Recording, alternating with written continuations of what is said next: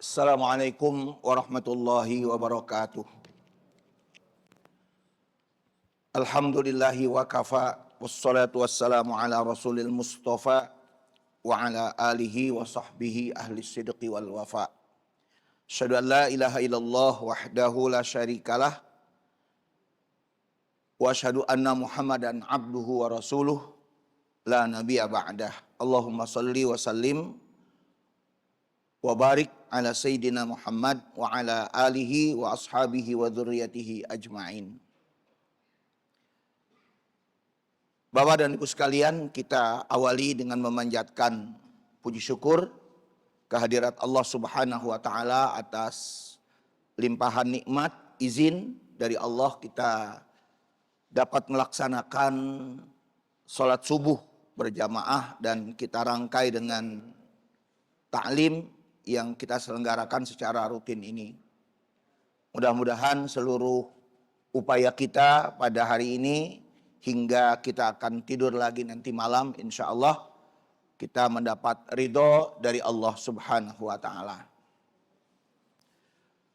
Bapak dan Ibu sekalian, kita lanjutkan kaji kita tentang iman, Islam dan ihsan.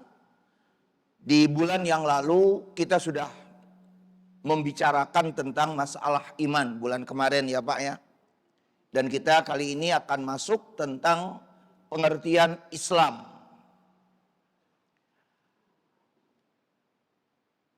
Bapak dan Ibu sekalian, intinya sekali lagi, intinya ini Pak, iman itu adalah amalan batin, intinya.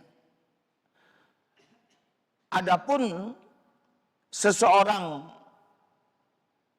membenarkan kemudian mengamalkannya, maka itu untuk menunjukkan dari sisi kesempurnaan keislamannya itu sendiri. Jadi dia mengucapkan syahadat. Di sisi lain pengucapan syahadat itu adalah untuk membuktikan dirinya mendapatkan pengakuan dari masyarakat. Sehingga ketika terjadi kepada orang tersebut seperti misalnya katakanlah kematian, maka kematian itu dapat diurus secara Islam dengan bukti orang tersebut telah mengucapkan syahadat. Nah, jadi dalam masalah ini nanti kita akan berbeda dengan faham yang berkembang di dalam masyarakat itu adalah faham khawarij. Di mana faham khawarij itu bahwa orang yang berbuat dosa itu langsung divonis sebagai orang kafir. Dan kalau sudah kafir, maka orang tersebut berarti kekal di neraka. Tetapi bagi kita kaum Ahlussunnah wal Jamaah Aswaja ini tidak demikian, bahwa dosa yang dilakukan oleh seorang yang telah beriman kepada Allah Subhanahu wa taala itu tentunya tidak dikatakan sebagai kafir. Kalaupun dia nanti masuk neraka, maka neraka itu hanya tempat untuk dicuci orang tersebut. Yang kemudian kita katakan bahwa orang tersebut masih mempunyai harapan untuk masuk surga selama keimanannya itu ada di dalam diri orang tersebut. Walaupun kata Rasulullah, keimanannya itu adalah keimanan sebesar biji zarrah. Biji zarrah itu adalah sekitar seperti biji sawi begitu, Bapak sekalian. Nah, itu sekali lagi sudah kita bahas uraian-uraiannya pada bulan yang lalu. Sekedar mereview, Pak. Kemudian yang kedua, kita akan bahas yang berkaitan dengan masalah keislaman. Nah, masalah keislaman ini kita akan bahas, yaitu Bapak bisa lihat di halaman atau di lembar ke-6, Pak. Lembar ke-6 tentang Islam.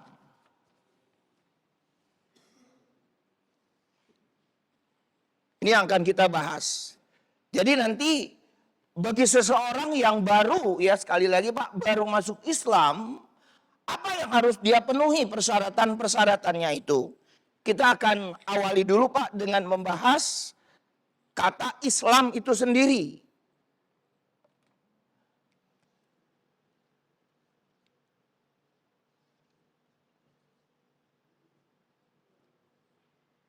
Al-Islam, kalau kita mau pahami secara grammar ya Pak ya, tata bahasa Arab dalam ilmu nahu sorobnya itu, Islam ini berakar kata dari kata aslama. Kemudian yuslimu.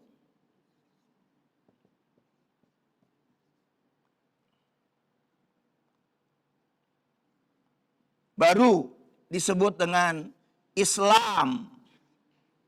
Islaman. Jadi pembentukan kata di dalam grammar tata bahasa Arab itu Pak, dimulai dari fi'il madhi. Ini fi'il madhi, past tense. Bentuknya bentuk past tense.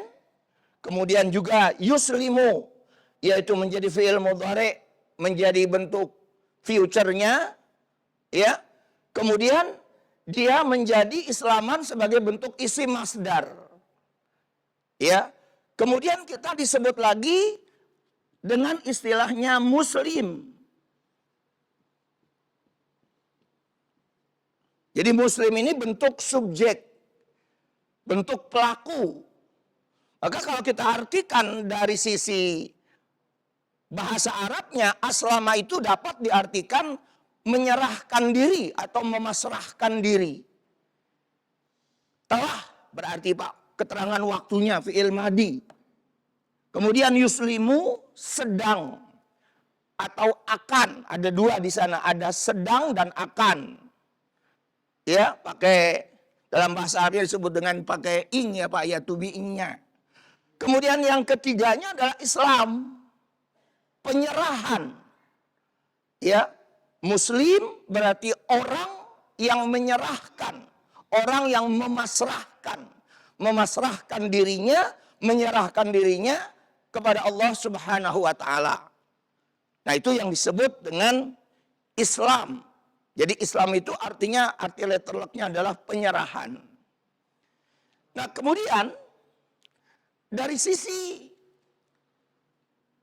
etimologi lagi Pak, dalam konteks bahasa Arab, Islam itu sendiri diartikan adalah sebagai al-imtisal wal inqiyad.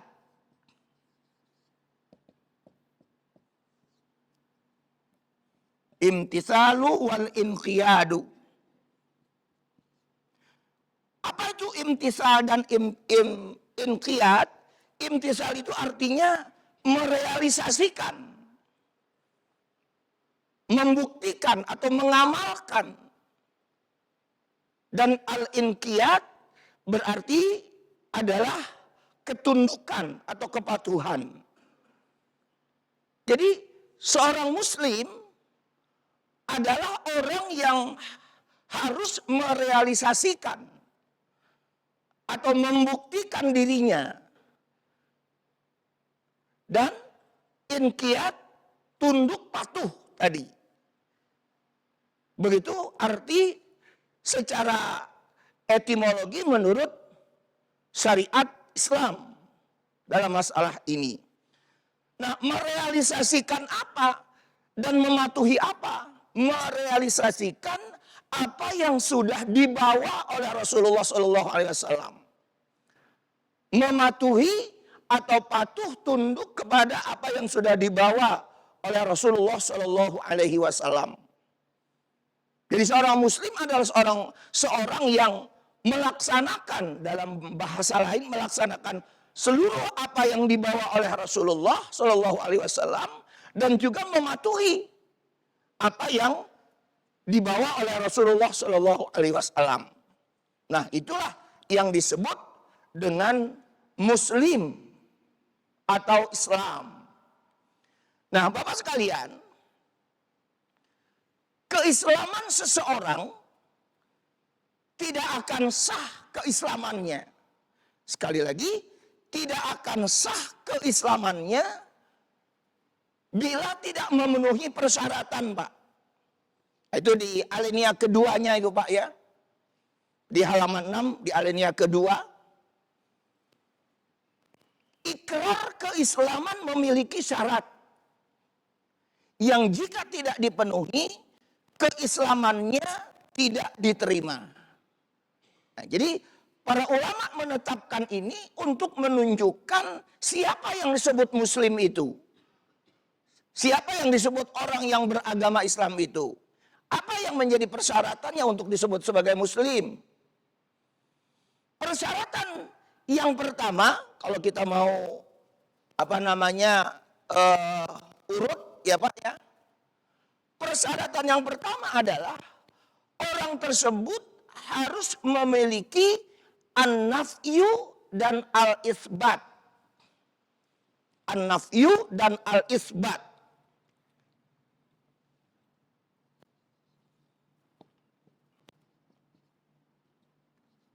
Wal-isbat.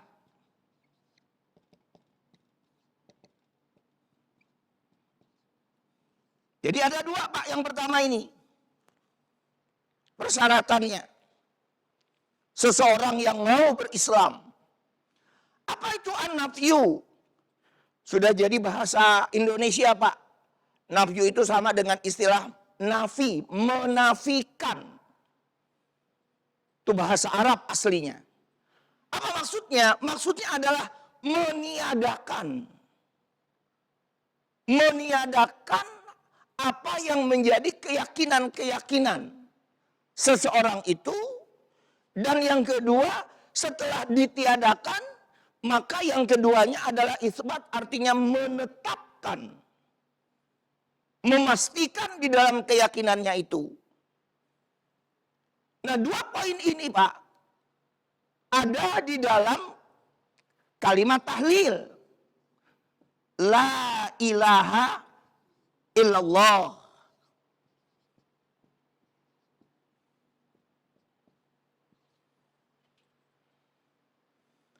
Kita sering artikan, tidak ada Tuhan kecuali Allah. Kalau kita ingin memahami kalimat tahlil ini, maka berarti kata la yang kita artikan tadi tidak, itulah yang dimaksudkan menafikan. An-nafyu, meniadakan, tidak. Berarti tiada. Tiada apa? Tiada ilah.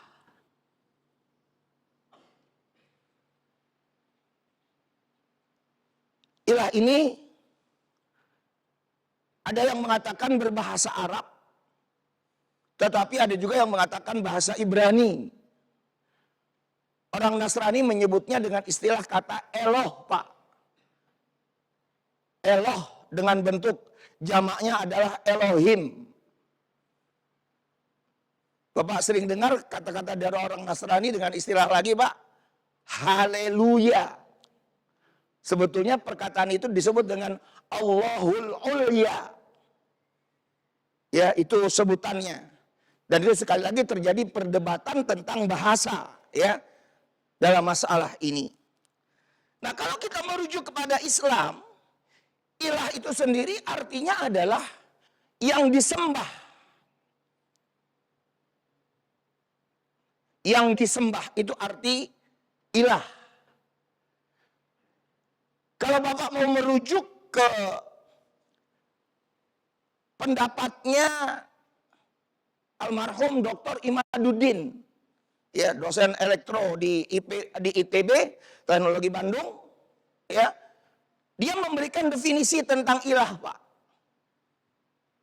Apa ilah menurut dia? Ilah itu adalah sesuatu yang dia cintai sehingga mendominasi dirinya. Itu ilah, Pak.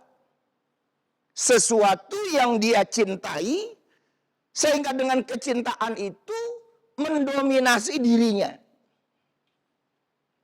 Contoh, Bapak saya yakin cinta sama istri. Tapi saking cintanya bapak dengan istri, maka si istri mendominasi atau menguasai diri bapak. Maka istri disebut sebagai ilah. Demikian juga sebaliknya, suami terhadap istrinya. Istri mencintai suaminya dan suaminya itu mendominasi istrinya, maka si suami juga disebut sebagai ilah. Jadi arti dari kata ilah itu sendiri adalah yang disembah, yang ditaati, yang dipatuhi, yang dicintai. Itu arti ilah, Pak. Maka hal-hal yang seperti tadi, yang dipatuhi, yang disembah, yang dicintai, harus ditiadakan lebih dulu. La, tiada. Tiada kecintaan. Tiada yang disembah. Tiada yang dia cintai. Tiada yang dia patuhi. Itulah ilaha.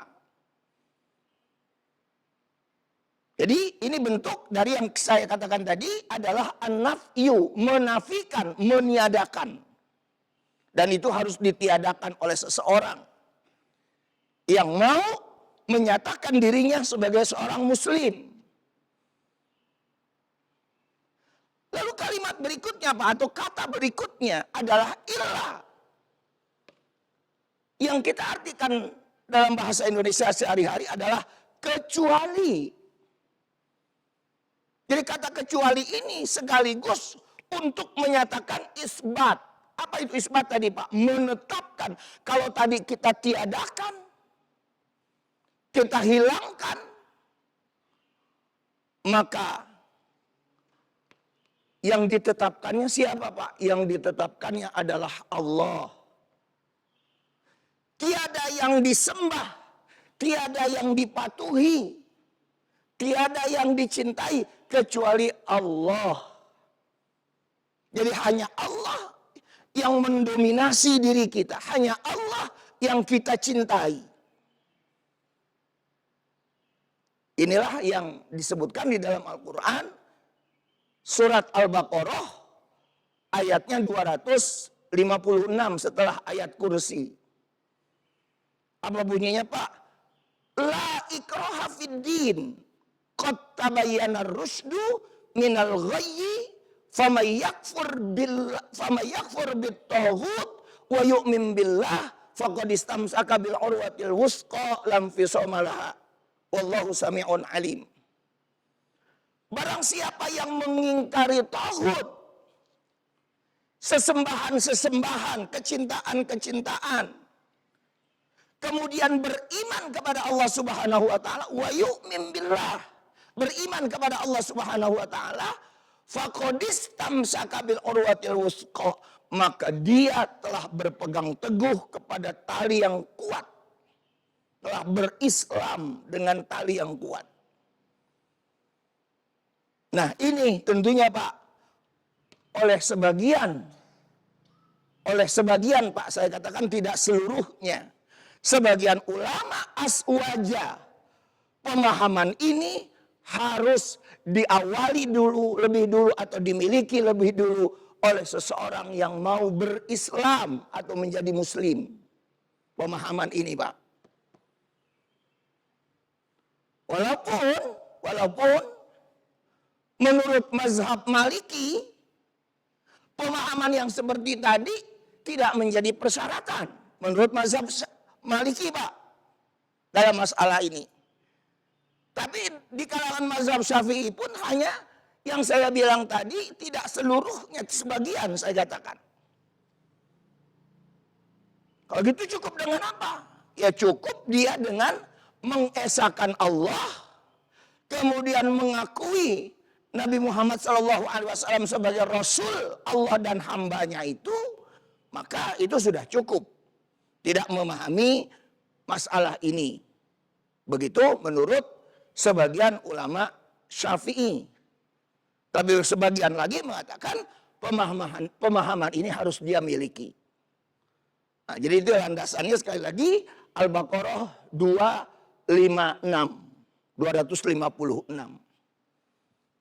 Nah, Bapak sekalian, kita kembali lagi Pak ke lembar di halaman 6. Apa yang kedua Pak persyaratannya untuk menjadi seorang muslim atau Islam, maka orang tersebut dalam masalah ini harus menggunakan kalimat asyhadu. Kita sering bilang apa Pak? Syahadat.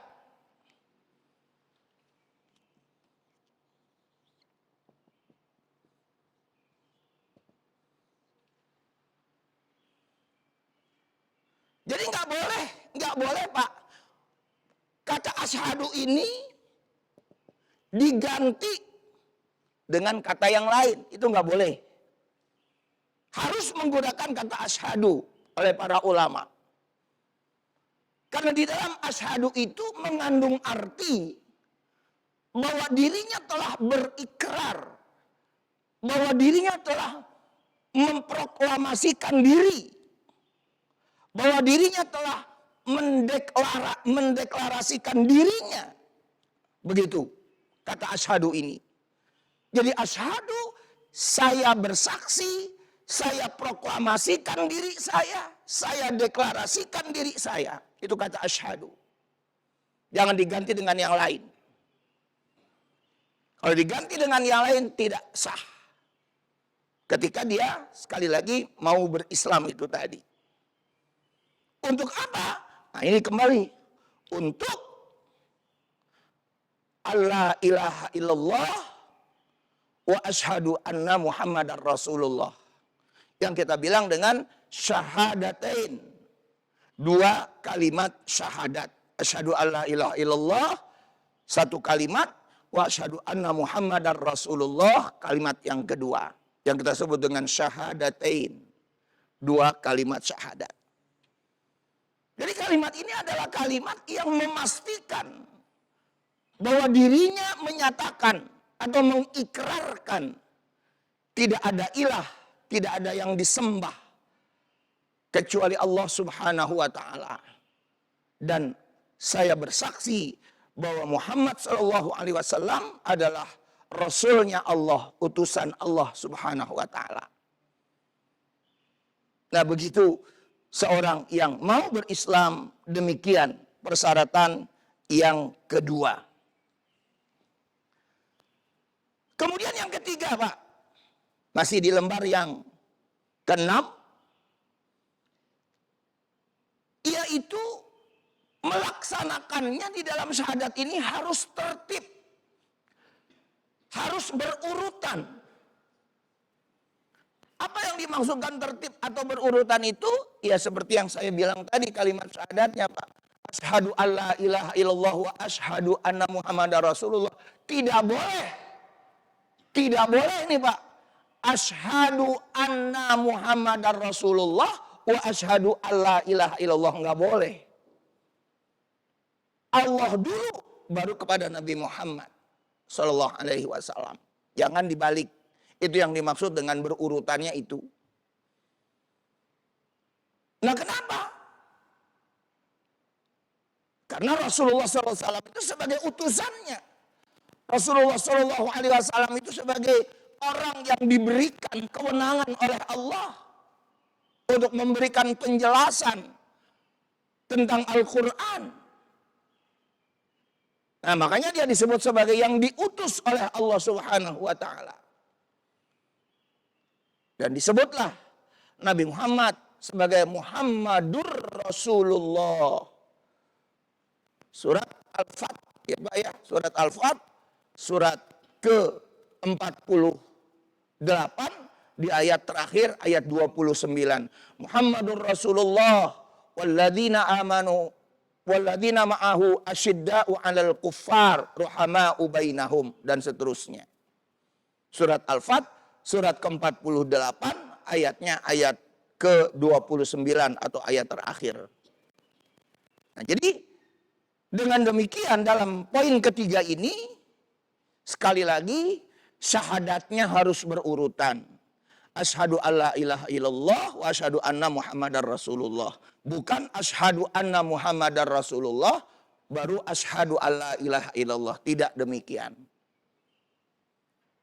Kemudian yang keempat, Pak. Yang keempat ada di halaman ke-7, Pak.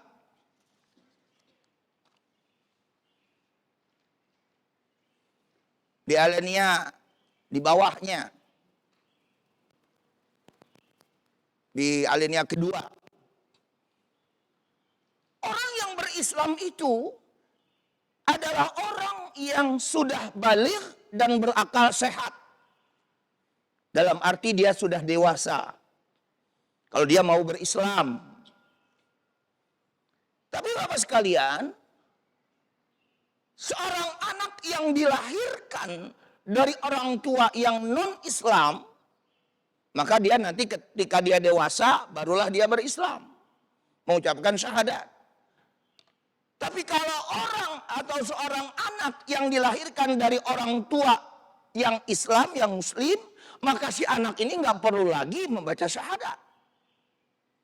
Karena dia sudah otomatis langsung keyakinannya kepada orang tua. Kalau anak tersebut dilahirkan dari orang tua yang Muslim. Nah, disitulah hadis Nabi yang mengatakan, kullu mauludin yuladu alal fitrah fa'abawahu yuhawwidanihi au yunassiranihi au yumajjisani. Setiap anak itu dilahirkan dalam keadaan suci, orang tualah yang menjadikan anak itu Yahudi, Nasrani, atau Majusi. Jadi kalau dia sudah Muslim dari orang tua yang Muslim, maka si anak ini otomatis Muslim. Maka kalau ada pendapat-pendapat yang mengatakan syahadatnya harus diperbaharui dalam masalah ini, nggak ada keterangannya, Pak. Tetap dia sudah mengikut kepada orang tuanya karena orang tuanya adalah Muslim. Tapi berbeda kalau si anak itu dilahirkan dari orang tua yang bukan Muslim, nah, maka dia harus bersyahadat. Kapan? Ketika dia sudah dewasa. Lalu apa lagi, Pak? Dia berakal sehat. Karena berakal sehat atau waras ini menjadi persyaratan lagi, Pak. Dalam hal lain itu menjadi persyaratan untuk diterimanya amalan-amalan kebaikan yang dilakukan oleh seseorang itu. Bila mana dia sudah dewasa dan berakal sehat atau waras. Nah, inilah yang dikatakan dalam sabda Rasulullah SAW. Apa sabdanya Pak? Rasulullah SAW bersabda, rufi'al qalamu an salatin,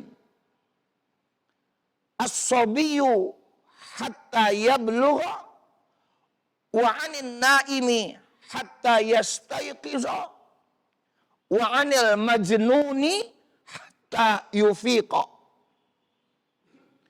Diangkat pena. Apa pengertian diangkat pena, Pak? Diangkat pena maksudnya tidak dicatat. Tidak diberikan taklif, tidak diberikan beban, kewajiban. Kepada siapa? As-sabiyyu hatta yablugha. Anak kecil sampai dia dewasa. Nah, anak kecil sampai dia dewasa. Makanya nanti kalau anak kecil ini, Pak, matinya masih kecil, di dalam Al-Quran dia akan masuk surga, dan ketika dia berada di surga nanti dia menjadi pelayan-pelayan di dalam surga. Pelayan untuk penghuni-penghuni surga. Sebagaimana disebutkan di dalam Quran surat Al-Waqi'ah. Wildanu mukhalladun bi aqwabiw wa abariq wa ka'sim min ma'in ma'in. Wildan itu artinya anak-anak.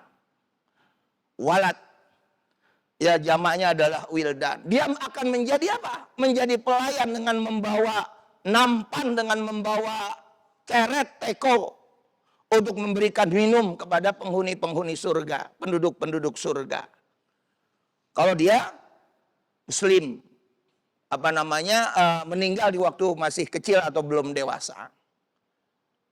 Ya, termasuk juga para ulama mengatakan lagi bahwa anak kecil yang juga terlahir dari orang tua non-muslim, dia juga tetap berada di dalam surga. Anak kecil yang terlahir dari orang tua yang non-muslim. Nah, jadi baligh atau dewasa ini dan juga berakal sehat menjadi persyaratan untuk disebut dia sebagai seorang muslim, orang yang beragama Islam. Dan yang terakhir, Bapak sekalian, itu di alinea terakhir, masih di lembar ke-7, ya sebelum ihsan itu Pak.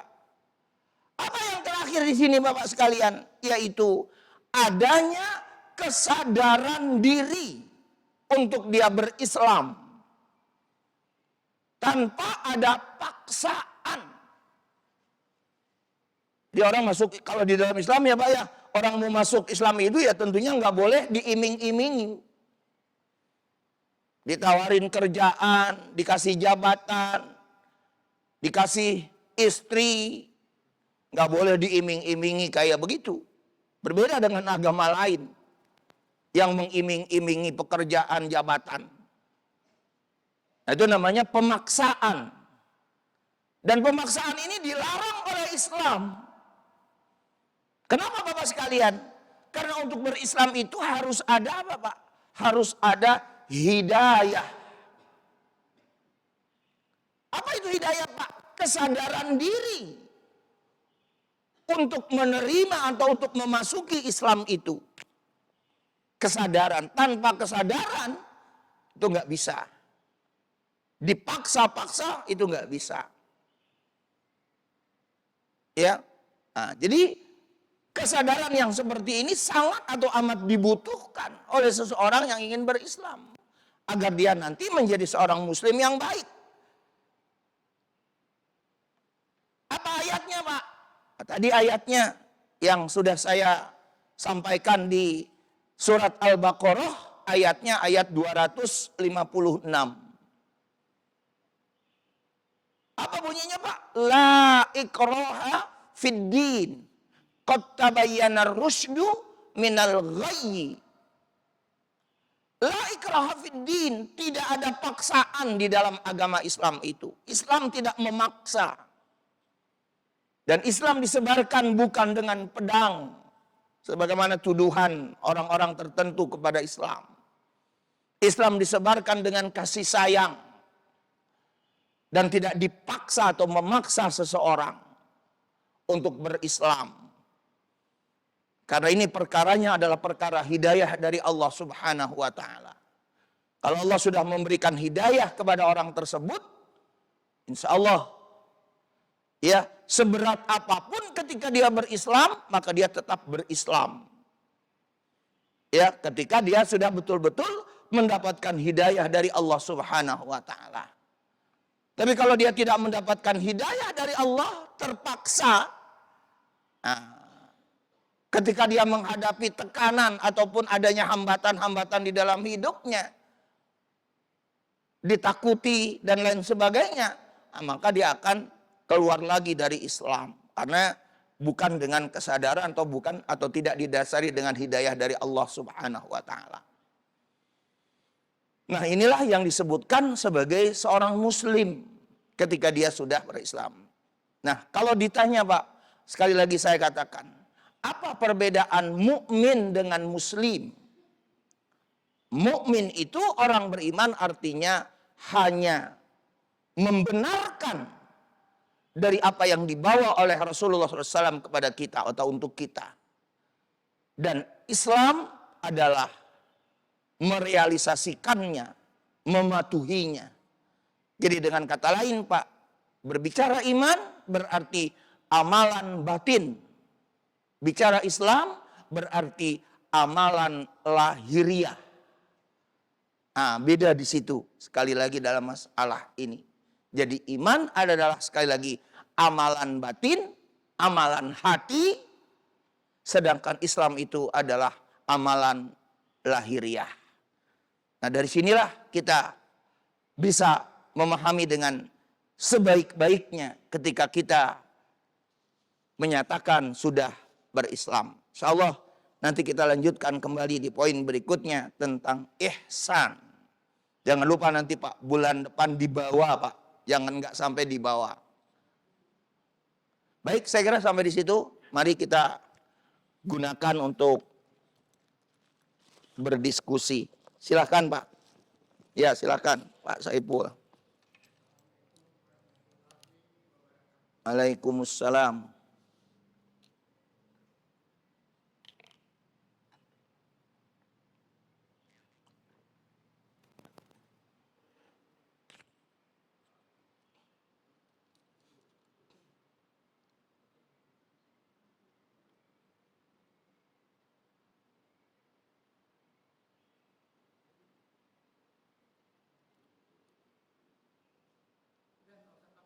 Boleh, boleh. Ya, kedengaran, Pak. Iya.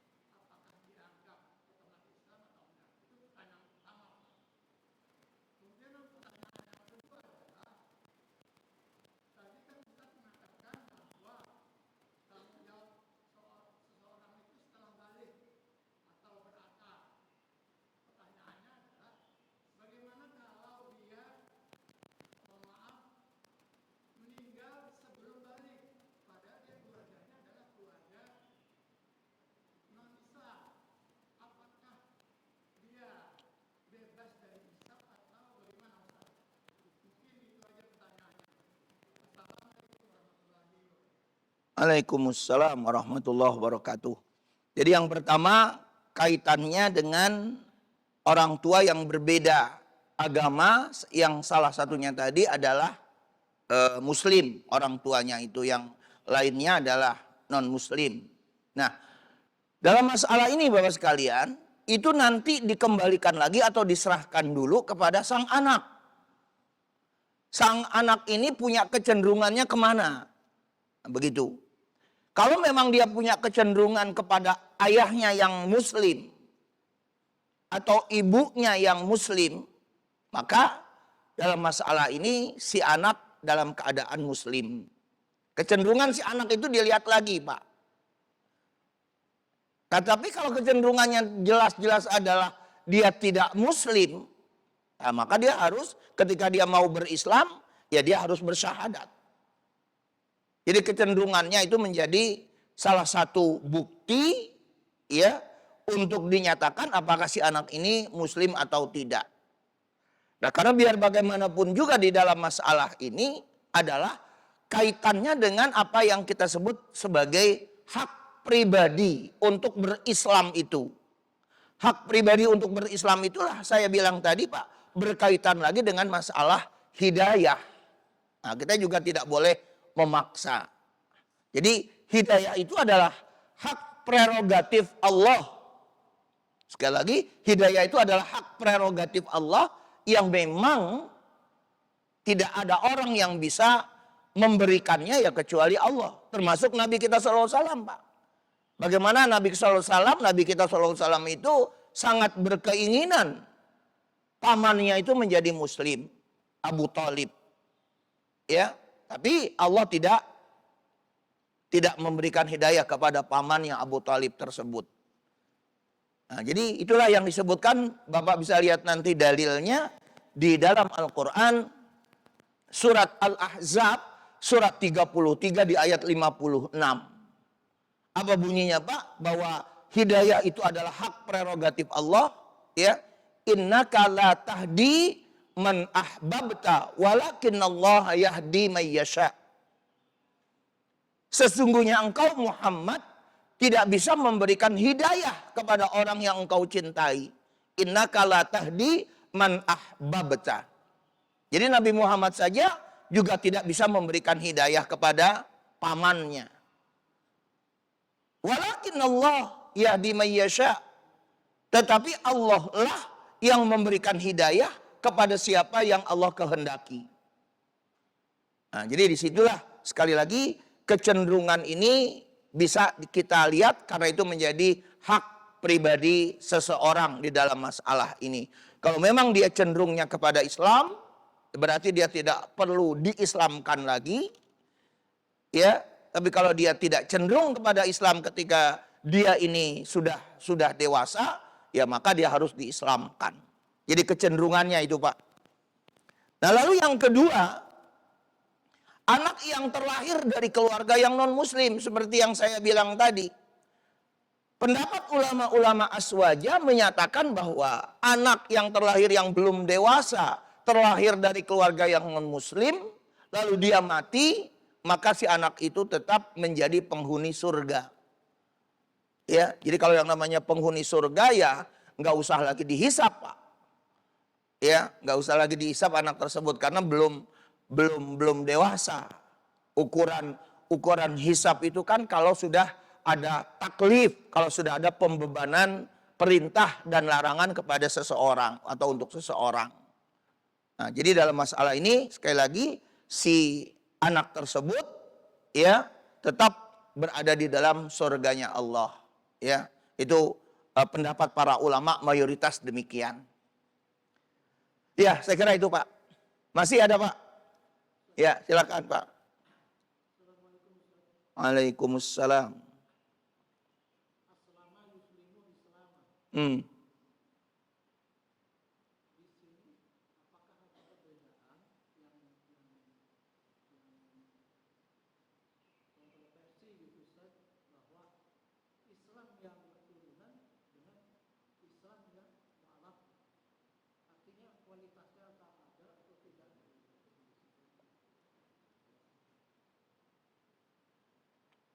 Tidak, Pak.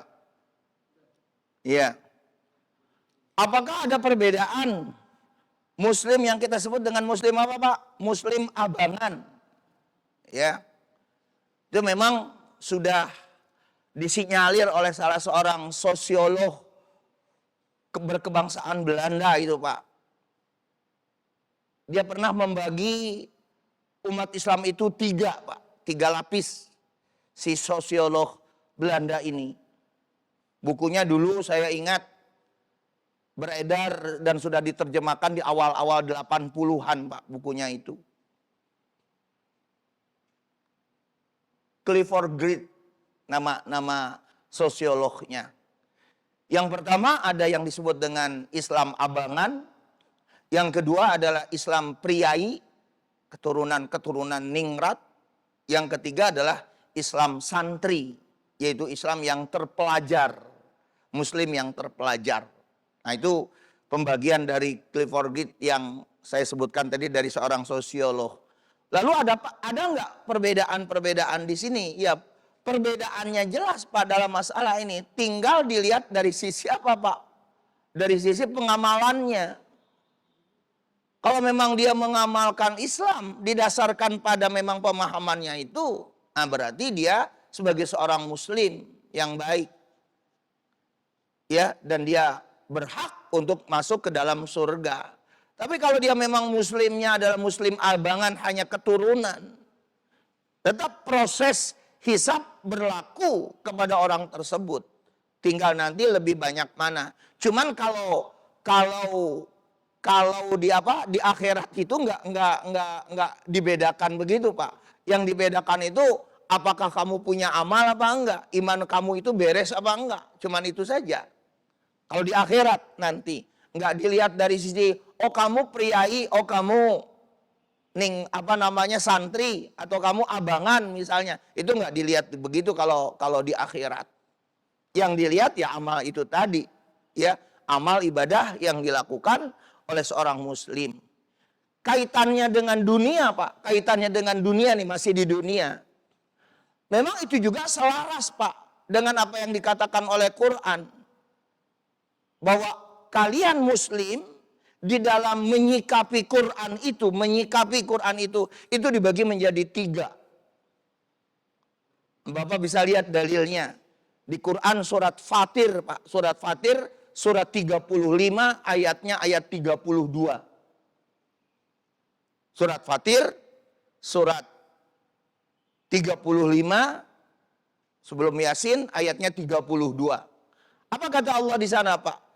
Summa awrasnal kitab min ibadina faminhum zalimul li nafsih wa minhum muqtasid wa minhum sabiqum bil khairat biiznillah. Kami Allah akan mewariskan Al-Quran itu. Allah akan wariskan Quran itu min ibadina kepada hamba-hamba kami. Bagaimana mereka hamba-hamba Allah ini yang menyikapi Al-Quran? Satu kata Allah, faminhum zalimul li nafsih. Dia bisa baca Quran, Pak. Baca Quran bisa. Dia juga faham dengan Al-Quran. Tapi sayang, kata Allah, orang ini masih suka berbuat dosa. Masih senang bermaksiat.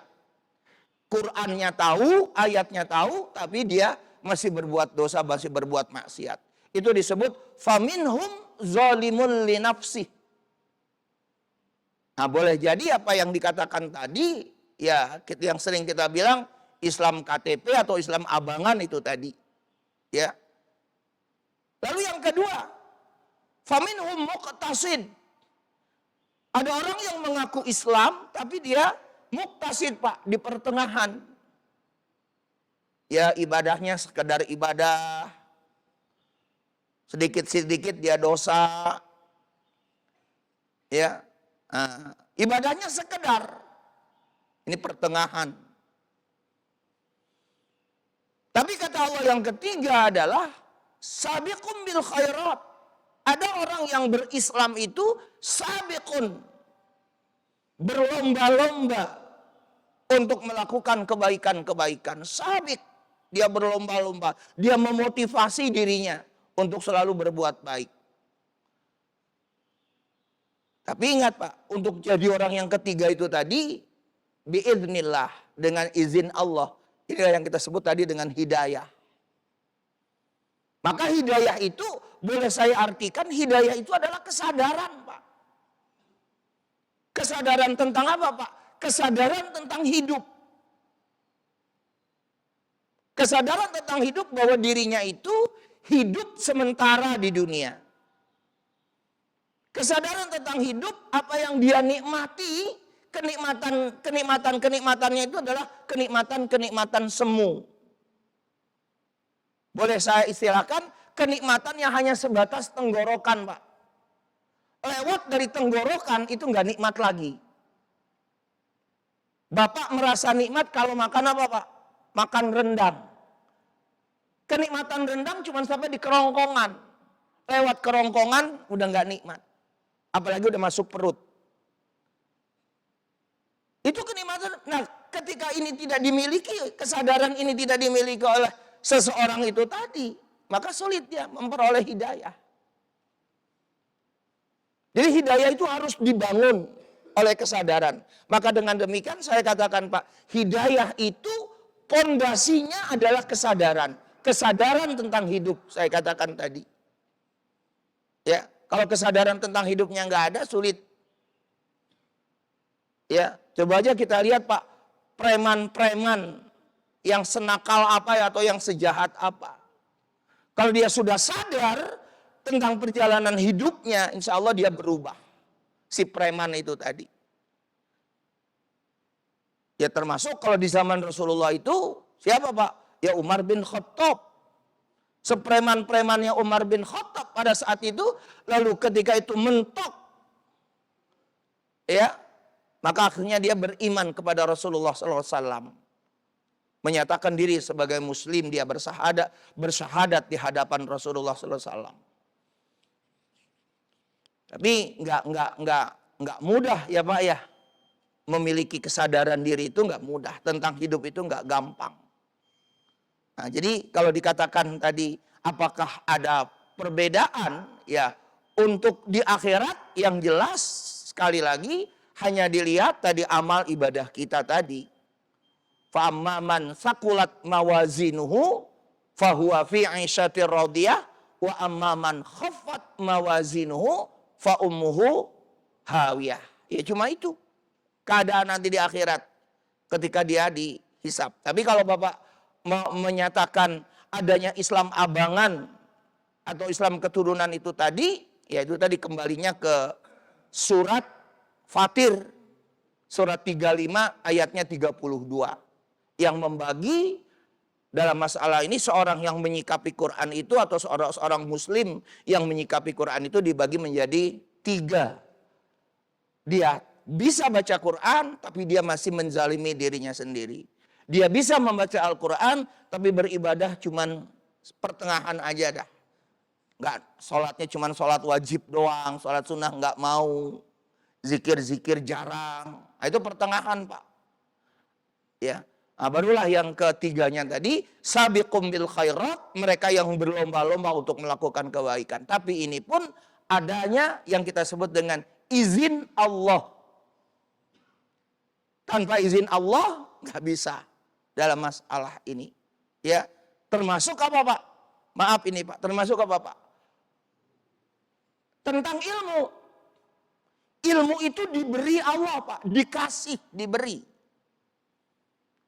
Kalau Allah nggak memberi ilmu, maka kita nggak akan mungkin menjadi orang yang cerdas atau berilmu, pintar, itu nggak mungkin.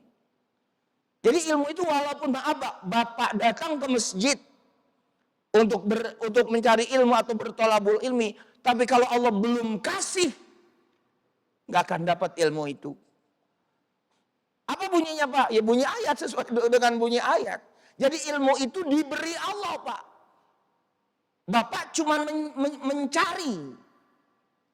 Apa bunyi ayatnya, Pak? Surat Al-Mujadalah, surat 58, Pak, ayat 11, populer ayat ini. Yarfa'illahu alladhina amanu minkum walladhina utul ilma darajat. Allah Subhanahu wa taala mengangkat derajatnya siapa? Derajatnya orang beriman dan orang-orang utul ilma. Apa kata utu di situ, Pak? Utu itu artinya diberi. Diberi ilmu. Jadi kalau Allah tidak memberi, ya tidak. Makanya di dalam Islam itu ada yang disebut dengan ilmu yang bermanfaat. Ya, nah, jadi seperti itu. Kalau kita lihat dari sisi perbedaan-perbedaannya. Ya, saya kira itu, Pak. Masih ada lagi, Pak, yang mau ditanyakan? Cukup, Pak, ya? Baik, insya Allah kita ketemu lagi. Sekali lagi, Pak, jangan lupa tetap dibawa lembaran fotokopi ini untuk bulan depan, ya. Yang kita akan masuk di pembahasan tentang ihsan, ya.